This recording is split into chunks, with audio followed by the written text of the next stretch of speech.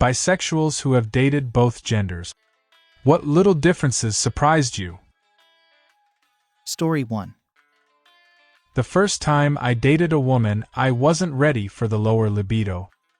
The men I dated were deeply grateful, and would instantly fire up when I'd tackle them after a long day. The women just weren't. Also, I was used to giving nearly no effort, and being able to get a man erotically excited. Like I could just touch him, or even languidly stretch, and he'd want me. It was work to get her face up my skirt. This is something I still struggle with. I female, can just be touched or looked at a certain way, and I'm ready to go. My partner needs more slow touch and foreplay, which is something I'm still learning how to accommodate. Story 2. Bisexual woman here. Dated both. All different types of men. All different types of women. As far as sex goes, I've noticed that many men tend to have this logical sort of approach to sex and making a woman end. I.e., if I rub the clit like this in this pattern for X amount of time, or do X thing for X long, she'll end. If I press the red button, the explosion will happen. Then I'll duck her till I'm done. And then it's over. The foreplay can sometimes feel forced, almost as if they're just trying to move on to the next thing, even if they're a man who truly cares about their partner's pleasure. It can feel too straight thinking. Did you end? No. Why? I did everything right. On the other hand, I've found that women care less about the actual ending part, but rather about the experience and the journey. There's much more emphasis on the atmosphere, the subtle flirting throughout the whole date. Not just when things are getting heated. When they take your clothes off and start to touch your body. They're not touching you to just please themselves, but rather to worship your body and appreciate its beauty. Each move is less intentional and less rational, and more about enjoying the touch of another beautiful human. There's a reason why women who love women sex is stereotyped to last hours. Because it does. There's beauty in the journey. Men eat puss like there's a WikiHow, how to eat puss article playing in their head. Women eat puss like they're making out with a lover. I think this is a main reason why I've reached ending with every single woman I've slept with. But almost zero men. Women completely take you into a different world and distract you from any mental blocks that could keep you from an ending. It's all about the atmosphere and comfortability. Sometimes I feel like men make you hyper-aware of your body's beep-soul processes. The aforementioned patterned, lit, rubbing, etc., which ironically makes the sexy parts of you feel less sexy. And since the female ending is such a mental thing, if the mental space is clouded, it's hard to get there. This is in no way to bash men. Just my 2 cents and my own personal experience, and I hope it can help someone. What I got out of this is to not be afraid to just be weird in bed.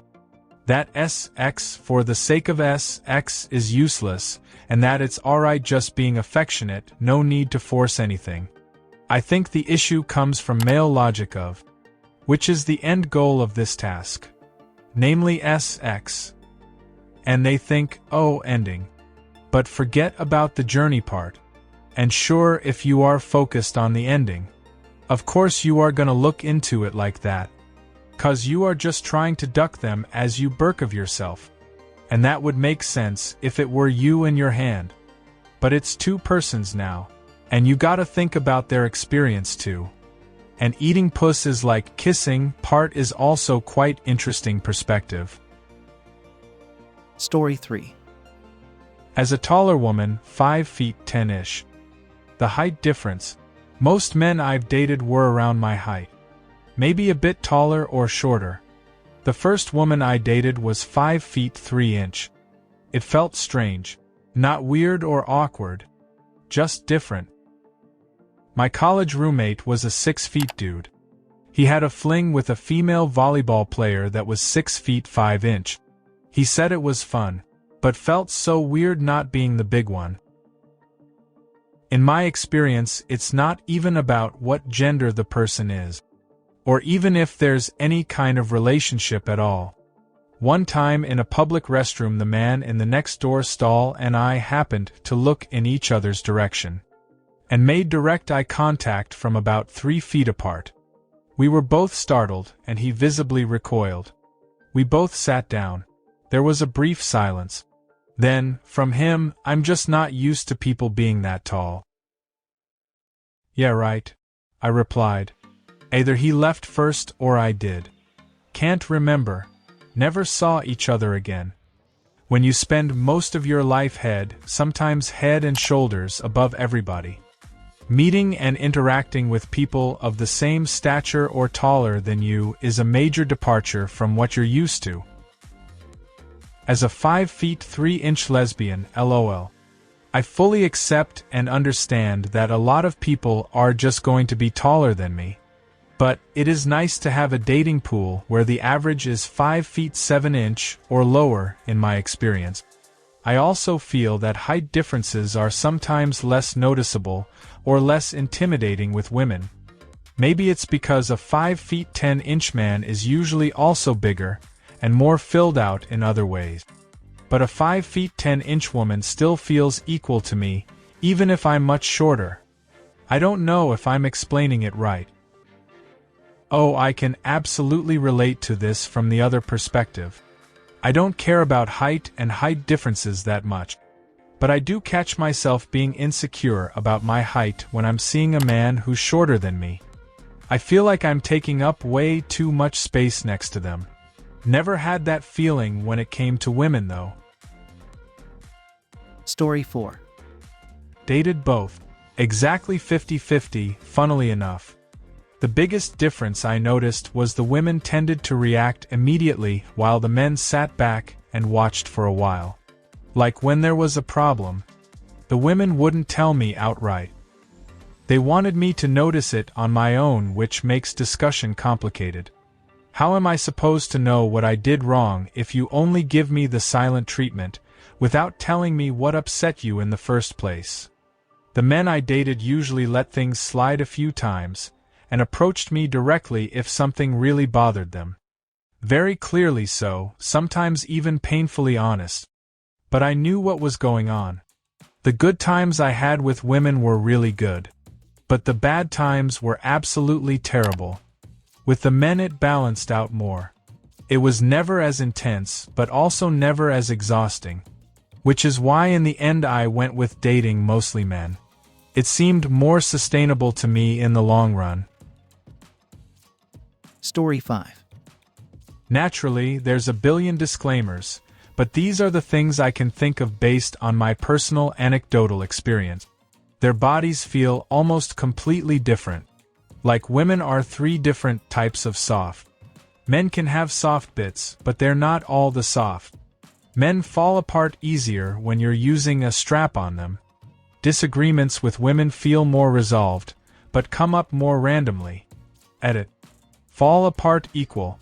A shivering sticky mess that didn't believe in a god until they saw one during their last ending. Story 6. I'm very late for this conversation. But in my experience, men treat sex as a first-person shooter, and women treat it like an escape room. Men know what the goal is, and do all the things they know how to do to reach that goal. Unfortunately, that goal is mostly their own ending. And when you meet one who makes your own ending a side quest, it's so rare as to be notable. More pressure to perform, less fun, sometimes more intense if you're in the mood for that sort of single-minded focus. Women treat sex like a fun thing you are doing together. And you try a bunch of things, and have a lot of fun, and look for clues together. And if you escape the room ending, that's super. But you had fun with someone you like either way. Less pressure, more fun. Most straight men have a very narrow perspective about the point of sex to their detriment. I once knew a bisexual man who treated X like an escape room, and I cherish his memory so fondly you would not believe.